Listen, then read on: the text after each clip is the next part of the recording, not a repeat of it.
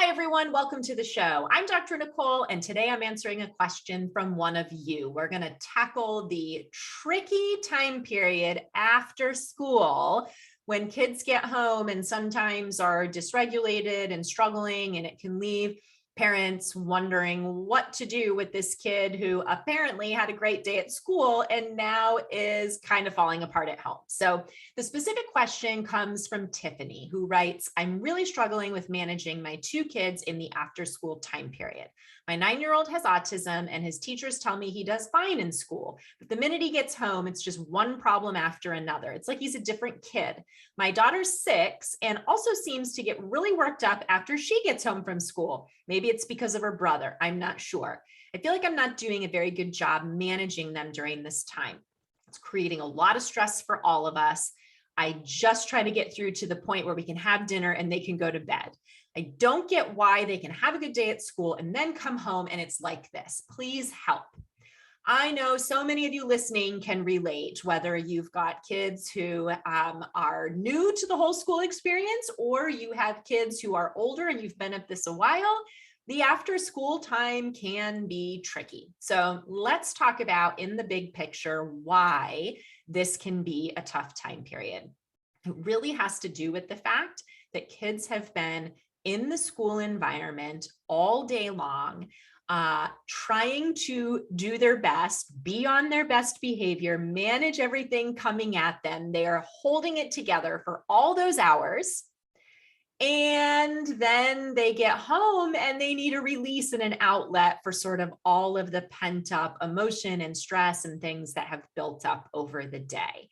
That goes for kids who are neurotypical, who don't have any, diagnosed challenges, as well as, and probably even more so for kids with diagnosed issues like autism, ADHD, anxiety, all of those kinds of things. So this is a tricky time period for everybody, and it's not something that's unique to a certain child or type of child. You're not doing anything inherently wrong as a parent. If this is happening with your kid, this is part of parenting and part of what goes on with kids. So there's an official term that can be used for this, and it's called after school restraint collapse. It's a really formal way of saying that kids have been keeping their emotions, their sensory needs and preferences, their behaviors, their opinions. They've been keeping all of that sort of, under wraps all day long, keeping the lid on that to exhibit what is seen as acceptable or good behavior at school. And they get to the point where they can't do it anymore and they literally collapse when they get home. So you can feel fancy and throw that term around, after school restraint collapse. That's what's going on here. Here's the good news about that from the standpoint of, you're seeing this at home, and that means that your child feels like home is the safe space for them to let this out. So that's sort of like a way I like to reframe that for parents, because often parents get in the mode of thinking, my child doesn't like me, my child has issues with me, they behave for other people, they behave and manage themselves in school, for their teachers, and they don't like me, and that's why they get home and they fall apart. Nope, it's actually the reverse of that, really. Kids will have this sort of collapse after school because they feel like it's safe to do that at home, and you are a safe person for them to do that with. So that's a good thing. That actually shows that you have a good connection with them. They trust that no matter how they behave, no matter what goes on here, they can let it out, and that you are still going to love them and you're still going to take care of them and you're going to help them through it. So that's how I want you to think about this. You're the safe space. Home is a safe space. They can blow off steam. They know they're safe and loved regardless. So before we get into some specific strategies, I want you to think about how you feel after a long tension-filled day. Maybe that's a long day at work where you've got a busy schedule, moving from one thing to the next, don't have a lot of time to yourself. It's pretty stressful. You got a lot going on. Or maybe it's not, going to work somewhere. Maybe you are a parent who doesn't work outside the home. You're managing everything at home. Okay. Think about how you feel after several hours in a row of something that's somewhat stressful or just being busy, maybe dealing with something that's difficult. What do you want to do or not want to do the second you get home or get out of that situation? How does it feel to you to feel that way? And then what do you want to do or not do once you are done with the workday or out of the stressful situation? What's supportive or unsupportive to you? Here's why I think it's important to reflect on that for ourselves. Because when we do that, suddenly it gives us more empathy and understanding for what's happening with our kids after a long school day, right? When I've had a long, busy day of work at the clinic, the last thing I want to do the second I walk in the door is have someone throw other things at me that I need to get done, or have to deal with things that feel stressful, or even have to have like a conversation. Like, I just want some time to decompress for a minute, right? You probably do too, or you have things that would feel good to you in those moments. So we can take our own personal experience with that and now apply that to what's happening with our kids during this time of day, right? They're feeling that same way. I just spent 6.5, 7 hours in a desk at school doing all these things that people told me to do. Some of them were really hard. Also, there were the peer issues to deal with. Also, 17 other things that happened during the school day, and they're feeling kind of stressed, kind of overwhelmed, kind of like, whew, that was a lot. And they are needing to decompress after that. So when we think about it through that lens, it helps us to do things that are going to be more helpful for them during that time. It helps us inherently understand, oh, right, what would be really annoying or set me, over the edge at that point. Okay, we don't want to do those things with our kids, right? So let's get into specific strategies here. The first is focus on keeping yourself regulated. That means you are going to meet their maybe heightened emotions, their dysregulation, their frenzy, their stress with your calm. You're going to meet their dysregulation with your regulation. Focus on keeping yourself calm and regulated. That's actually a little bit easier to do in a situation like this because we can anticipate it, right? We can anticipate the pattern here, that this is probably going to be a tricky, sensitive time for them, especially if that's a pattern that you see every day with your kid. And when we can anticipate it, it helps us prepare ourselves emotionally to be able to handle that, okay? So keep yourself regulated. And the other piece that you have total control over, that's super important, is that you do not take their comments or behavior personally. This is not about you. And when you can view it in that way as, oh, right, they need to blow off steam. They've had a hard day. There's a lot pent up in that little body. There's a lot going on in that teen brain. When we can look at it that way and take the focus off of it being about us, it allows us to stay more regulated and to support them better. Okay, tip number 2. This is not a time to ask about how the school day went or try to engage in conversation. Number one mistake I see parents make after school, maybe it's the kid, you drive the child home, they hop in the car. The second they get in the car, you start in with, tell me about your day. How was it? How was the test? And they're like, Now, you may have a child who, depending on the day they had, might be real chatty and be fine with that. But if you're having a kid who's struggling in this tricky after school time, take my advice and do not launch into conversation about school. In fact, it might be wise to not talk at all the entire way home. They hop in the car, you say, oh, it's so good to see you, and then just be quiet the rest of the way home, okay? If you have a child who takes the bus or somebody else drops them off, the minute they come in the door, don't launch into, how was your day? Tell me about it. Nope, we're just, oh, so good to see you. And then we're going to ease into a regulating and hopefully decompressing kind of routine. You can ask at another time about how school was. Save that for when they're in a more regulated, less stressed kind of space, okay? Your number one goal in this after school time period is decompression and regulation, okay? It's your number one goal. Another thing that's really helpful here is to try to have a low-key environment. This is going to look different depending on the child, but we want to avoid any extra stimulation that could feel overwhelming, anxiety-provoking, uncomfortable to them. Now, if you have a child with a lot of sensory sensitivities, who's easily overwhelmed, who comes home very, very wound up and dysregulated, this low-key environment, super important. Keep things quiet, keep the lights lower, have soothing music or no sound at all. Talk a little bit or don't talk at all, depending on what they need to decompress, okay? You want to avoid extra stuff going on. Also, super important, in the vast majority of cases, your best bet is to avoid any homework or task demands during that immediate after school time period.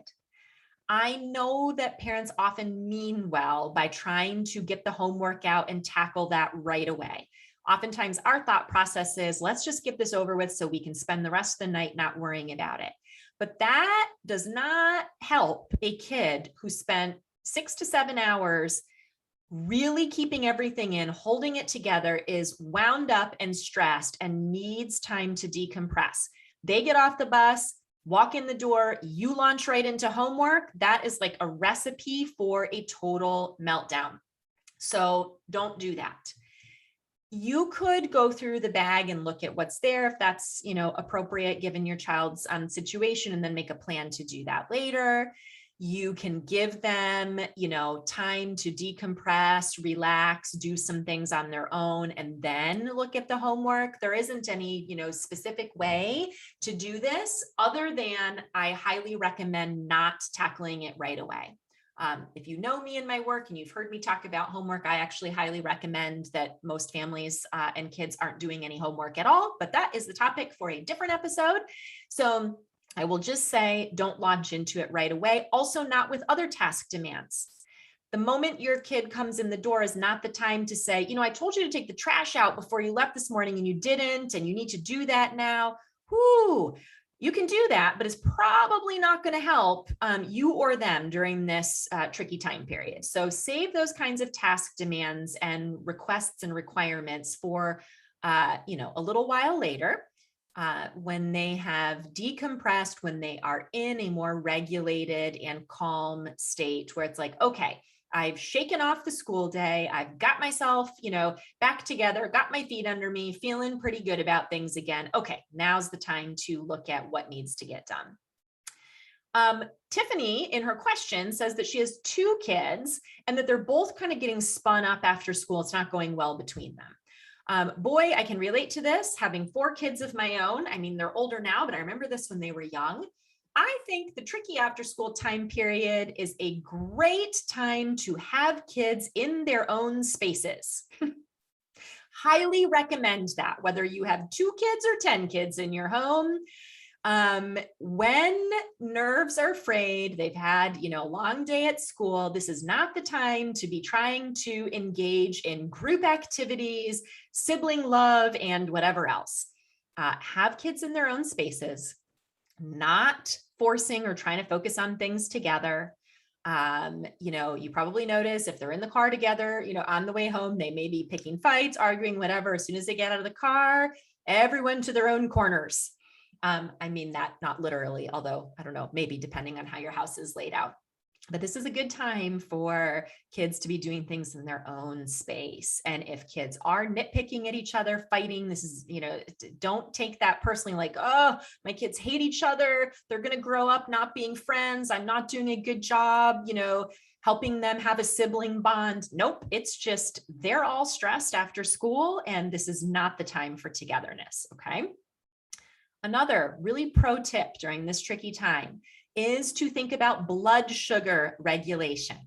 Depending on your child's schedule during the school day, and maybe when they're allowed to have snacks, when they had lunch, whether they ate their lunch or not, their blood sugar might be real low at this point in the day. And that can lead to a lot of increased stress, anxiety, dysregulation, argumentativeness, moodiness, all of that. So you want to pretty quickly give them a good nutrient-dense snack to get that blood sugar back in a good range and fill them up before dinner. Obviously not too much because you're going to have dinner in a little while, but you need to give them something. Okay. So maybe that is, a piece of fruit and some crackers.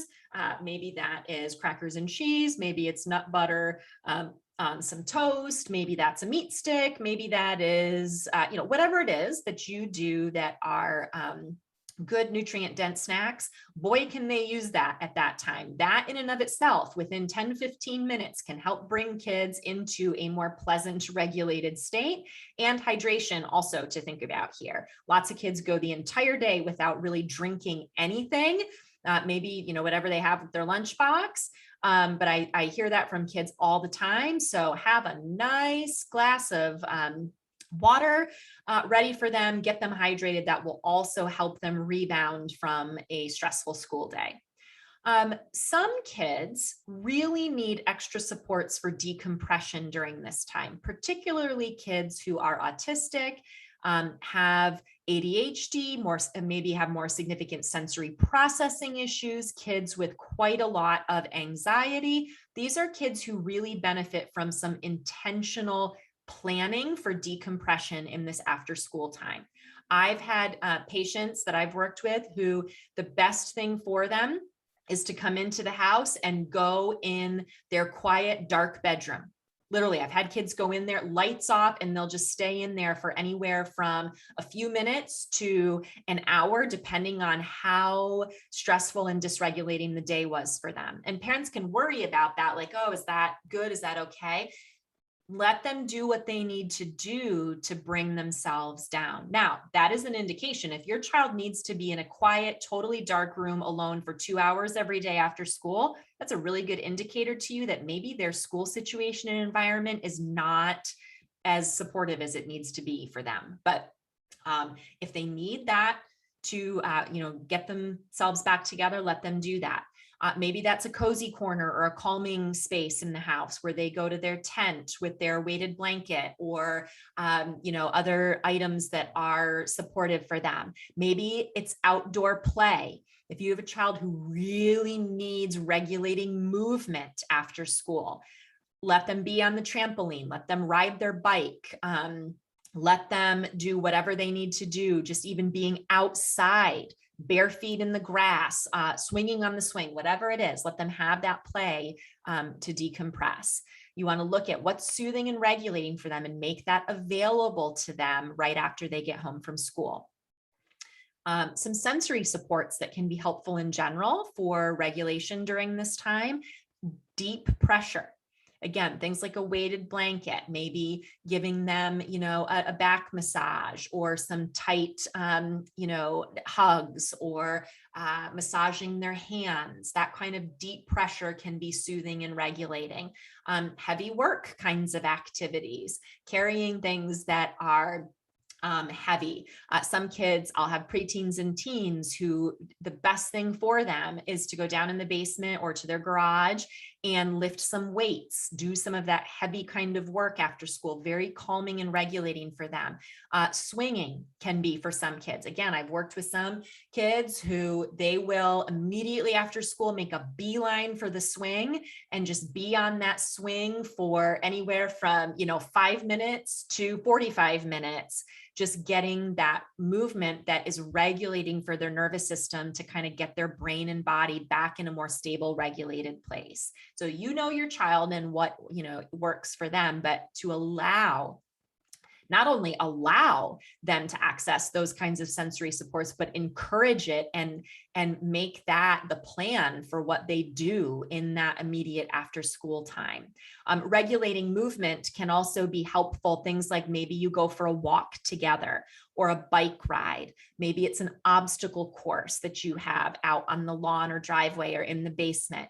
Regulating movement, that gives them the opportunity for movement, but in a regulating, structured way. That can be really, really key for some of these kids, especially during that after school time. Calm music can be helpful. Sometimes parents will set the tone. Kids come in the house and there's, orchestra music playing or soft, calming, kinds of music or whatever it is. If that is helpful and supportive for you and your kids, go ahead and do that. Sometimes those strategies are as calming and regulating for us as they are for our kids, kind of sets the tone in the home during that time.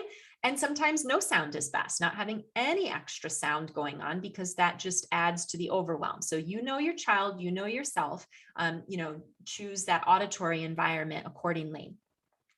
So those are some specific tips and tools that can be helpful. I do think that it is good to talk with kids about this after school time. Not during the time, but on a weekend or at a time when you and they are together and, you're not stressed and they're not stressed.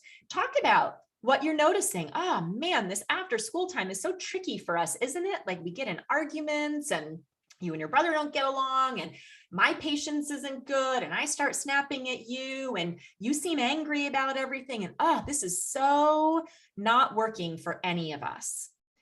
Let's talk about that. I want to hear what you notice about that. And I want us to make a plan for what we can do that's going to be more helpful.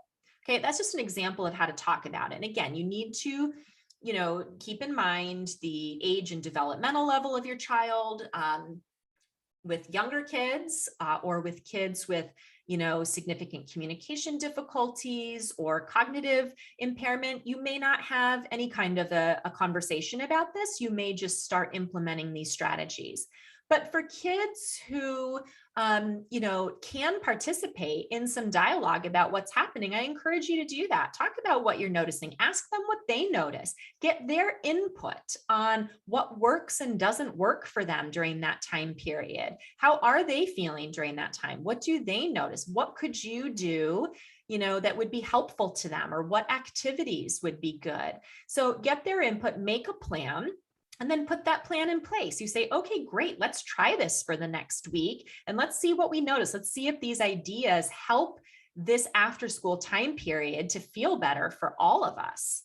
And then you try it. And then you reconnect and say, okay, let's look at our plan. What's working? What's not working? What changes can we make to make it even better? And it can sort of be this ongoing problem-solving dialogue, which is a really lovely way of including kids in the process, teaching them to be aware of how they're feeling at different times, what's helpful or not helpful, advocating for their needs, and for you to be responsive to that. So nice opportunity to build in some of those skills and some of that relationship building with you and your child as well.